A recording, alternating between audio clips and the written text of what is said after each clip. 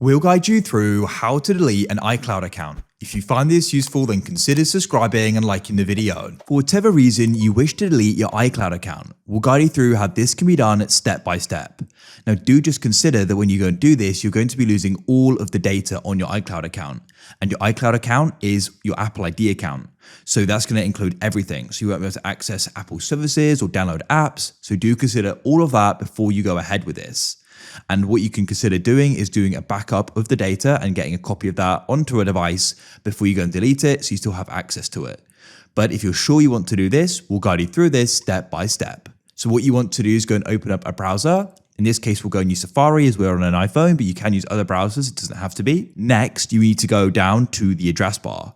So the quickest way to do this is to go straight to the website URL. So what you can do is go and type in privacy.apple.com. When it loads, you should go and get a pop-up regarding your Apple account. If you're not using an Apple device, you won't go and get this. If it's the correct account here, of course, make sure it definitely is.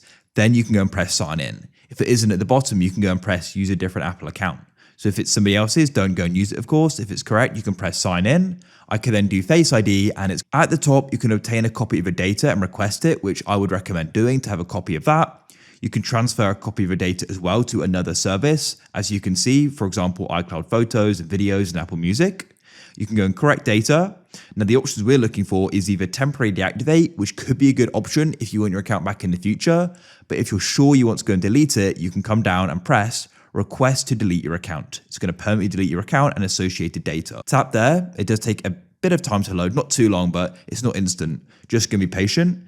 And the next page, we can then go and start the process essentially. Here we are. So it says you can request to permanently delete your account at any time for any reason. Make sure you go and understand what happens when your account is deleted. You aren't going to be able to access Apple services or App Store media purchases. iCloud's going to be deleted. iMessage, FaceTime, iCloud Mail, as I said before, and these other services as well. So read it through and fully understand it. And there are some things you do before deleting your account. So you can go and select the reason. And then what you can do is you can go and press continue at the bottom. So there's some more important things you should know. So make sure you understand all of this.